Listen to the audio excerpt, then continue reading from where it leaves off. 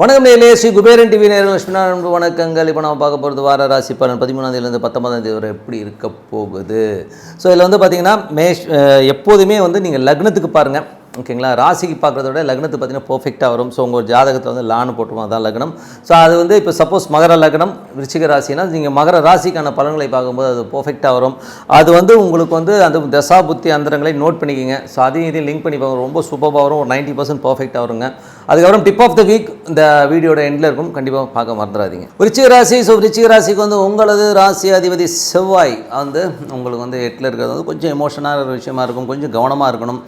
ஏன்னா வந்து 8ங்கிறது வந்து பார்த்திங்கன்னா அதீதமான எதிர்பார்ப்புகள் இருந்து அந்த எதிர்பார்ப்புகள் வந்து பூர்த்தி அடையாத போது நம்ம எமோஷனாகி கத்திடுவோம், திட்டிடுவோம். ஸோ இது யாருக்கு நடக்கணும் போது யாராவது விருச்சிக லக்னமாக இருந்து செவ்வாய் திசை புத்தி அந்த நடக்கணுக்கு இந்த மாதிரி எமோஷனான விஷயங்கள் நடப்பதற்கான இப்போலாம் நிறைய இருக்குது. கொஞ்சம் கவனமாக இருந்துக்கணும். 2ஆம் அதிபதியான குரு. ஸோ 2ஆம் அதிபதியான குரு வந்து 5ல் வந்து நல்ல ஒரு ஆட்சி பலத்தோடு இருக்கும்போது நல்ல குடும்பத்தில் நல்ல வருமானங்கள் நல்ல விஷயங்கள் நடந்தாலும் கூடவே வந்து சூரியன் மற்றும் புதன் அங்கே நீச்சமாக வந்து கொஞ்சம் வந்து மனக்கசப்புகளை ஏற்படுத்துவதற்கான வாய்ப்பு இருக்குது. குழந்தைகள்கிட்ட பழகும்போதும் பேசும்போதும் கூட கொஞ்சம் சின்ன சின்ன விஷயங்கள் வந்து கருத்து பேதங்கள் வருவதற்கான வாய்ப்பும் நிறைய இருக்குது. கொஞ்சம் கவனமாக இருந்துக்கணும். அது மட்டும் இல்லாமல் தொழில் ரீதியான விஷயம் கொஞ்சம் கவனமாக இருக்கணும். தொழிலில் வந்து யாராச்சும் இன்சல்ட் பண்ணிட்டான்னு சொல்லிட்டு இவங்க பணம் வேணாம் ஒன்றும் வேணான்னு சொல்லுவீங்க. ஸோ இந்த மாதிரி விஷயங்களே பண்ணாமல் இருங்க. ஏன்னா அந்த மாதிரி விஷயங்களும் ஏற்படுவதற்கான வாய்ப்புலாம் நிறைய இருக்குது. ஸோ இது வந்து யாருக்கு நடக்கணும் போது யாராருக்கெல்லாம் விருச்சிக லக்னமாக இருந்து குரு திசை புத்தி அந்தரம் நடக்கிறவங்க நடப்பதற்கான வாய்ப்பு இருக்குது. அதுவும் குறிப்பாக வந்து விருச்சிக லக்னமாக வந்து புதன் திசை புத்தி அந்தரம் நடக்கணும் ரொம்ப கவனமாக இருக்க வேண்டிய ஒரு காலகட்டங்கள் தான். மற்றபடி வந்து பார்த்திங்கன்னா உங்களுக்கு 2ஆம் அதிபதி மற்றும் 5ஆம் அதிபதி இருக்கும்போது இந்த மாதிரி சிச்சுவேஷன்ஸை வந்து கொஞ்சம் ஹேண்டில் பண்ணுறது கொஞ்சம் கஷ்டம். ஏன்னா நீச்சலும் போது இந்த அவமானங்கள் வரும் அப்படிங்கிறது வந்து கொஞ்சம் அலர்ட்டாக இருந்துக்கிட்டிங்கனாலே அதில் வந்து நீங்கள் எஸ்கேப் ஆகிடலாம்.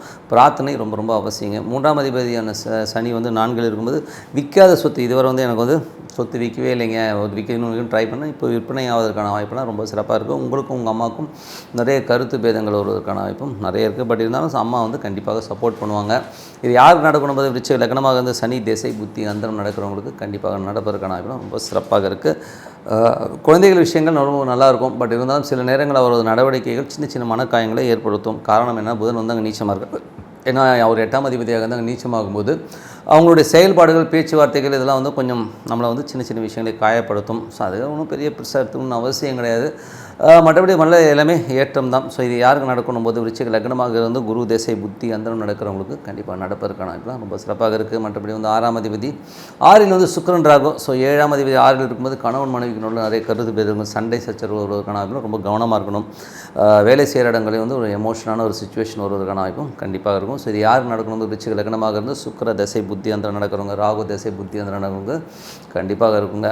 ஸோ 8ஆம் அதிபதி. ஸோ 8ஆம் அதிபதியான புதன் வந்து உங்களுக்கு 5ல் இருக்கும்போது காதல் சம்பந்தமான விஷயங்கள் காதல் சமாச்சாரங்கள்லாம் உங்களுக்கு வந்து அவமானங்களை ஏற்படுத்துவதற்கான வாய்ப்பு இருக்கணும். ரொம்ப கவனமாக இருக்கணும். மூத்த சகோதர சார்ந்த விஷயங்களையும் ரொம்ப கவனமாக இருக்கணும்.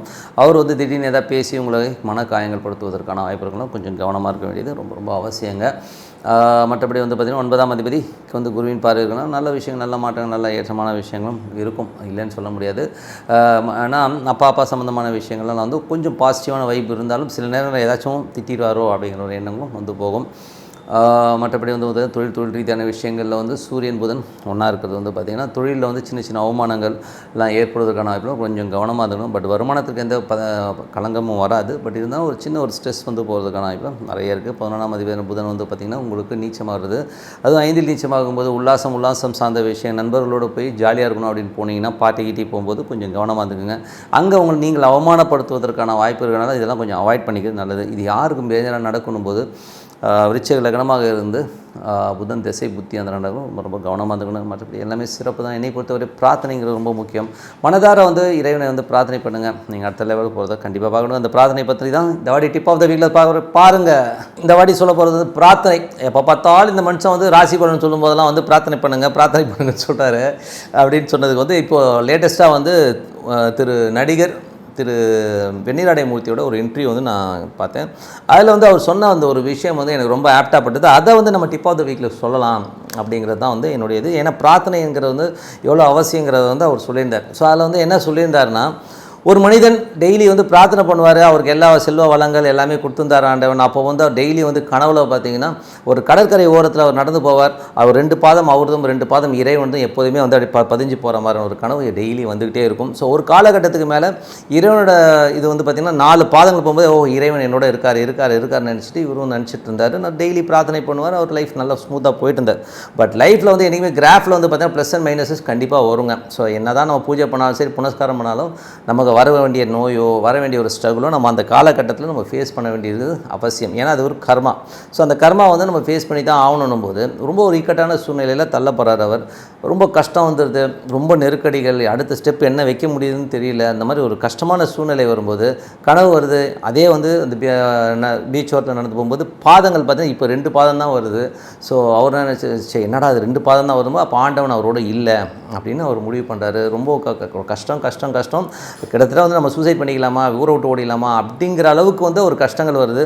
அப்போவும் டெய்லி வந்து கனவுல பார்த்தீங்கன்னா அந்த 4 பாதம் வரவே இல்லை, 2 பாதம் மட்டும் வருது. நினச்சாச்சு நான் என்னை வந்து அனாதரவாக விட்டுட்டு இறைவன் போயிட்டார்ன்ற லெவலில் ரொம்ப ஃபீல் பண்ணுறாரு. ஸோ இப்படியே இருக்குது, காலகட்டங்கள் மாறுது. ஸோ கஷ்ட காலங்கள்லாம் முடிஞ்சு நல்ல காலகட்டம் வந்து அவரும் ஒரு செல்வ செழிப்பாக திருப்பி பழைய மாதிரி வந்துடுறாரு. பழைய மாதிரி வரும்போது பார்த்தீங்கன்னா திருப்பி பார்த்தீங்கன்னா 4 பாதங்களோட போகிற மாதிரி ஒரு ஃபீல் கண்டிப்பாக வந்துடுது அவருக்கு. அப்போ இறைவன் திருப்பி வந்துட்டார் நம்ம கூட. இப்போ நல்ல காலகட்டம் வரும்போது தான் இறைவன் வர, கெட்ட காலகட்டத்தில் நம்ம கூட இல்லை அப்படின்னு சொல்லிட்டு இறைவனை பார்த்து வந்து அவர் கேள்வி கேட்குறார். ஏன்டா நான் வந்து இவ்வளோ பூஜை பண்ணேன், எல்லாம் பண்ணேன், கஷ்ட காலகட்டத்தில் வந்து கடைசியில் பார்த்தீங்கன்னா 2 பாதம் தான் வந்து நீ என் கூட வரவே இல்லையே இறைவான்னு சொல்லிட்டு சண்டை போடுறார். ஸோ சண்டை போடும்போது இறைவன் சிரிச்சுட்டே சொன்னாராம், டேய் இது அந்த 2 பாதம் உன் பாதம் இல்லை, அது ஏன் பாதம், என்ன நான் உன்னை வந்து தோளில் தூக்கிட்டு போயிட்டு இருந்தேன் அப்படின்னு அவர் சொன்ன ஒரு விஷயம். இறைவன்ற வந்து ஏன்னா அவர் அந்த டைமில் வந்து இறைவன் தூக்கிட்டு போகலன்னா இன்றைக்கி உன் வாழ்க்கையே வேறு மாதிரி போயிருக்கும், நீ இருந்திருக்கவே மாட்டேன், நான் தான் உன்னை தோளில் சுமந்துட்டு போனேன்னு சொன்ன அந்த ஒரு விஷயம் வந்து ரொம்ப அற்புதமான விஷயம். அந்த மாதிரி தாங்க நம்ம கஷ்டகாலம் வரும்போது அந்த கஷ்டங்களை வந்து வெளியில் வரணும்னு பார்க்குறோம், எல்லாருமே திட்டுறோம், கத்துறோம், எனக்கு இந்த மாதிரி வந்துருச்சு வந்து புலம்புறோம். இல்லைங்க, அது ஒரு கர்மா வந்து நம்ம கண்டிப்பாக அனுபவிக்க விட்டு சொன்ன. பட் இருந்தாலும் பிரார்த்தனையை விடவே கூடாது. ஸோ பிரார்த்தனைங்கிறது வந்து பார்த்திங்கன்னா இறைவன் வந்து நம்மளை தோளில் தூக்கிவிட்டு கண்டிப்பாக அந்த பிரச்சனையிலேருந்து நம்மளை விடு பண்ணிடுறார். ரொம்ப சூப்பராக இருக்குங்க. ஸோ இது சொல்லும்போது எவ்வளோ சூப்பராக இருப்பாருங்க. அதனால் பிரார்த்தனையை வந்து கைவிடாதீங்க. காலையில் எழுந்து ஒரு 10 நிமிஷம் 15 நிமிஷம் ஒரு அமைதியான சூழ்நிலை இறைவனை மனதார பிரார்த்தனை பண்ணுங்க. அது ஜபம் சொல்லுவோம், ஓம் நமச்சிவாய மனசார பண்ணும்போது இறைவன் நம்மளோட இறங்குவார். நம்ம அடுத்த லெவலுக்கு முன்னேறுவது, அடுத்த லெவலுக்கு வந்து ஆட்களை அனுப்புறதெல்லாம் வந்து ஆட்டோமேட்டிக்காக நடக்கும், அந்த மேஜிக் நடக்கும். நீங்கள் பாருங்கள், லைஃப்பில் வந்து எல்லா வளங்களும் சுகமும் நீங்கள் வாழணும்னு சொல்லிட்டு நன்றி, வணக்கம். ஸ்ரீ குபேரன் டிவியை பார்த்தமைக்கு நன்றிகள். மேலும் இது போன்ற தகவல்களை தெரிந்து கொள்ள ஸ்ரீ குபேரன் டிவியை சப்ஸ்கிரைப் செய்யுங்கள். மறக்காமல் பெல் ஐக்கானை கிளிக் செய்யுங்கள்.